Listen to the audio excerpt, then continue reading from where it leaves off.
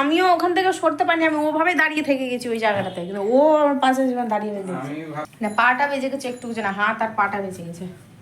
বাটিটা বসানো যাবে না, আর বাটিটা এর আগেও দুবার উল্টিয়েছে। গুড মর্নিং, ওয়েলকাম, স্বাগত আরও একটি নতুন ভিডিওতে। প্রথম থেকে শেষ পর্যন্ত দেখতে থাকো, ভালো লাগবে। ভালো লাগলে অবশ্যই কিন্তু একটা ছোট্ট করে লাইক দিতে কিন্তু ভুলবে না। লাইক দিয়ে কিন্তু তবে যাবে, কমেন্ট না করে কোনো অসুবিধা, কিন্তু লাইক তো অবশ্যই। রাত্রিবেলা বাসন মাজতে কোনো রকমভাবেই ইচ্ছে করছিল না, তার মধ্যে মানে যেটা বলতে চাইছি আর কি, এনার্জি যখন আসে তখন যদি সাথে সাথে করতে আসা যায়, সেই জিনিসটা দেখবে পরপর সমস্ত কিছু করতে ভালো লাগে। তারপরে যদি কোনো রকম কাজ থাকে তবে, আর যদি ভেবে নাও যে হ্যাঁ আমি এখন এই কাজটা করছি, পরবর্তীতে কোনো কাজ নেই, তো করলে কিন্তু কোনো সময় কোনো কাজ এনার্জি আসে না। তো খাওয়া দাওয়া করে প্রায় বসেছিলাম, যে খাওয়াটা শেষ হলে একবারে থালাটা উঠে নিয়েছি, বাসনটা মাজবো। প্রায় 20 মিনিট বসে থাকার পরও দেখছি খাওয়া শেষ হয়নি, তো আমি উঠে গেলাম। উঠে এসে আমি তাহলে হতে হতে যতটা হয়, তারপরে এসে দেখছি জল নেই। তো অল্প জল আমি বাটিতে সবসময় হাত ধোয়ার আগে না ভরে রাখি, যে কখন জল থাকে কখন জল থাকে না। দেখছি যে 11টা, কটা বাজবে, 10 তো বাজবে, কোনো ভুলই নেই, সঠিক মনে নেই, মানে 11টা মোট পার হয়ে গেছিলো। তারপরে ও যখন খেয়ে উঠতে ধরো 11:30, তখন জল এসছে কিনা আমি সত্যি কথা বলতে একটুকুও খেয়াল নেই, কেন তখন এনার্জিটা একবারেই ছিল না বাসন ধোয়ার মতো। আমি থাক, আর যেদিন দেখবে বাসন ধোবে না, সেদিন তার পরের দিন দেখবে প্রচুর কাজ থাকে, কাপড় কাচা থেকে শুরু করে, মানে কাজ বেরিয়েই আসে। তো যাই হোক, আজ একটু ভালো মন্দ খাওয়ার ইচ্ছেও আছে, দেখা যাক কী হয়। বিছানা থেকে নেমেছি, কিন্তু এখনও পর্যন্ত শরীরটা নাড়াচাড়া দেয়নি। নাড়াচাড়া দিলে ওকে একটু বাজারে পাঠাবো, দোকানেও পাঠাবো, একটা জিনিস আনতে। তো চলো, এত আস্তে আস্তে জল পড়ছিলো, একটা কাপড় বেঁধে রাখি মুখে, নাহলে তো পুরো গায়ে জল ছিটে বেসিন থেকে। তো কাপড়টাতে আয়রন পড়ে গেছিলো, তো পরিষ্কার করে এখন মুখে আবার আমি বেঁধে দেবো, তাহলে জলটা আবার আগের মতো একটু জোরে পড়বে, কিন্তু গায়ে অন্তত ছিটাবে না। এখন বাজে 11:15, আর এক ঘুম দেখো বাবুর কীভাবে উল্টিয়ে ঘুমোচ্ছে। এই যে ডাকবো, খাবার নিয়ে আসবো, তারপর বাবুর ঘুম ভাঙবে। দেখেছো কত আনন্দের জীবন। থাকুক, ভালো থাকুক, আনন্দে থাকুক। বাপরে বাপ, মানুষ হয়ে জন্মালে কী যে কষ্টে থাকতে হবে ভগবান জানে।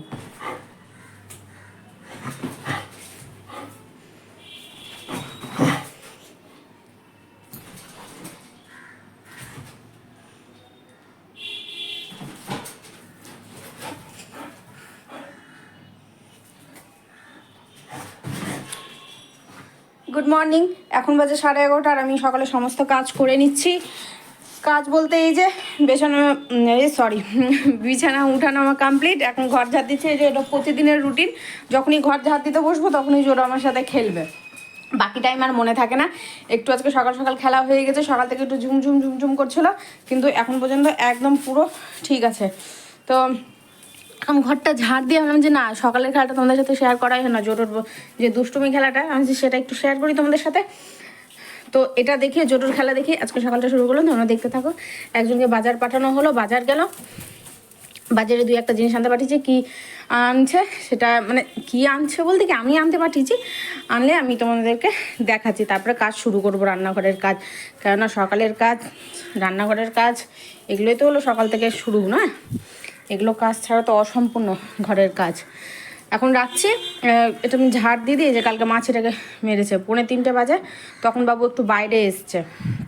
2:45 দিকে ওর পটি পেয়েছিল, বাবুর কালকে পটি পেয়েছিল, দিয়ে বেরিয়ে মাছিটা দেখতে পেয়েছে, তখন মাছিটাকে নিয়ে কী লাগিয়েছে, হাইরে রাগ যে মাছিটা কেন এসছে। তখন তো আমি এখান থেকে শুয়ে আমি দেখছি ওর কীর্তিটা। তো ভাবলাম একবার ভিডিওটা অন করি, কিন্তু না, ভিডিও অন করলে তো বাবু তো আবার বন্ধ হয়ে যায়, তার জন্য আর কোনো থাক, ওর দুষ্টুমিটা করুক। এই যে এখন ওটা চা পাতে বসেছে, খাওয়ার টাইমে তো দাঁত কোনো কিছু থাকে না, না বলা একটু গুড মর্নিং বলে দেওয়া, দেখ ওটা যা বলে নোংরা বলবে সবাই, ওটা ছেঁড়ার জন্য ব্যস্ত হয়ে গেছে। খাবার দিলে চাবাতে পারে না, একটুকু দাঁত থাকে না, না হাড় কামড়াতে পারে, না কামড়াতে পারে মাছের কাঁটা। ইস ইস ইস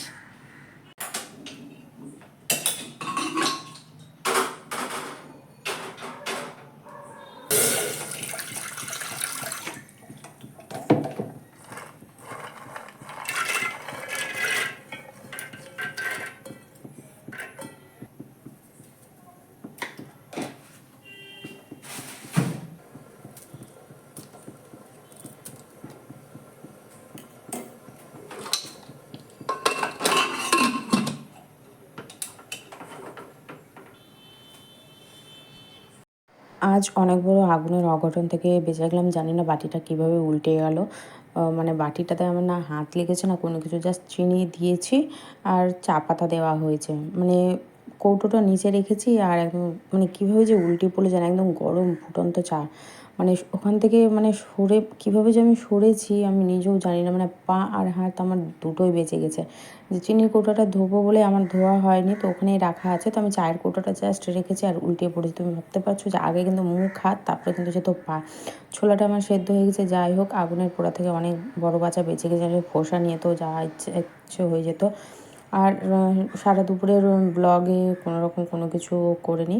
মানে কি বলবো, তো এখন রাতের খাওয়া দাওয়া হচ্ছে। আজকে আর কোনো ভালো মন্দ খাওয়া দাওয়া কোনো কিছুই করতে পারিনি। ভাবলো কি হলো, একদম আওয়াজ করা মাত্র সঙ্গে সঙ্গে দৌড়িয়ে আমাকে দেখতে গেছে। ওই যে আমার শোনা বাচ্চা, কেউ থাকুক না থাকুক এই আমার সাথে থাকে সব সময়। একদম সঙ্গে সঙ্গে গেছে, মানে আমিও ওখান থেকে সরতে পারিনি, আমি ওভাবে দাঁড়িয়ে থেকে গেছি ওই জায়গাটাতে, কিন্তু ও আমার পাশে দাঁড়িয়ে গেছে। আমি ভাবতে পারিনি যে মানে পড়ে যাবে। আরে পড়লো কিভাবে ওটা আমিও বুঝতে পারলাম না, পড়লো কিভাবে। এই যে মুড়ি মাখা হয়ে গেছে, মুড়ি মাখিয়ে নিয়েছি, ছোলা অল্প থাকলো এখানে। এবার যদি লাগে তাহলে নিয়ে নেবো, অসুবিধা নেই। এই যে মুড়ি, কারণ মুড়িটা নরম হয়ে যাবে, তার জন্য একটু বেশি করে নেওয়া হলো। না পাটা বেজে গেছে একটু, যে না হাত আর পাটা বেজে গেছে। বাটিটা বসানো যাবে না, আর বাটিটা এর আগেও দুবার উল্টিয়েছে। তখন তো না দুধ উল্টিয়েছিল, এখন চা উল্টালো, এখন গরম জল উঠছে, মানে তিন রকমভাবে উল্টালো বাটিটা আর মানে দেওয়া যাবে না। ব্যবহার করতে গেলে ওই হালকা একটু গরম জলের মতো করতে হবে, ব্যাস। বাড়িটা যদি ওই ডাঁটাটা কাটতে পারতাম না, তাহলে কাজ হয়ে যেত। ডাঁটাটার জন্য আরও বেশি। তো চলো ঠিক আছে, আজকের মতো এখানেই শেষ করছি। আর গুড নাইট বলে দাও না, গুড নাইট বলে দাও, বলো গুড নাইট। কারণ ও মুড়ি খাবে, মুড়িটা আজকে জুত করে মাখানো হয়েছে, তো এখন ও নিচে নামবে, তুই মুড়ি খাবে। তুমি মুড়ি খাবা, তুমি একটু মুড়ি খাবা। ওর খাওয়া হয়ে গেছে কিন্তু মুড়িটা জুত করে মাখানো আছে, এখন মুড়ি খাবে।